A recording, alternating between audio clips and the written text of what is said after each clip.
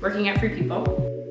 Susie's awesome. Anyone that's ever been in the store, she'll like sit with you, talk about like what you're wearing, what you're doing that afternoon. She's a really, really sweet person, and we were talking about how I wanted to like eventually do fashion, and she was like, yeah, do you want to come work here?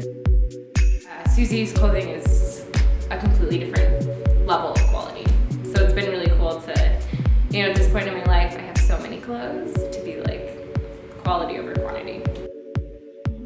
I've been making jewelry and beading ever since I was, a little kid. When you start a concept, I think it's important to have a story behind everything. The actual name of the line, Daphnis and Chloe, is like a Greek mythology story.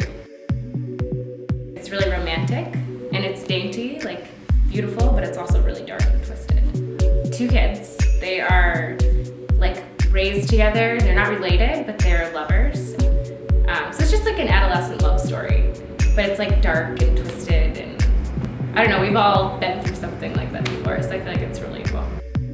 The idea kind of came about mid-February or so, but I've been making jewelry since I was like 10. So the first collection started with snake vertebrae, and then it kind of evolved. I started dipping the bones in copper. Like, I think the ones I get are from Nigeria, so it's actually really common for like, different tribes and like, groups of people to use bones as beads. They're like they're perfect because like they always, the holes in them, and they can make like really, really cool, intricate, like tribal things with them too. And the pieces in themselves, the fact that they're dainty and then, a little darker, definitely I think that reflects on some of my personality. Yeah. When I first started making jewelry, it's all like cold connections, wire wrapping, stuff you can do without being in a studio, which was kind of nice at the time because I was bringing all my jewelry to work and just doing it like in between clients. But with the second collection, it's a lot more like soldering and stuff that you have to be in a studio for. Once I got into it, it's like addicting. It's really fun to play with fire.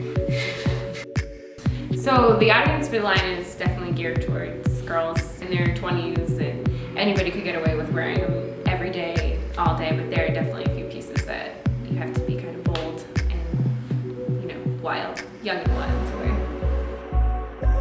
So 10 years from now, I want to be in Paris. I want to live in Paris and have my own shop. Daphnis and Chloe will be a clothing and jewelry line, the whole shebang. Fully speak French and, have lunch at little cafes and just be a French woman. I think it's important, like I'll get really overwhelmed or you can get really consumed in what you're doing, and like it's always good just to take a break. And like dancing has always been like my break, Step away from it, dance a little, come back. It's good to like ponder and plan things out, but when it all comes down to it, at least how I work, I just think that like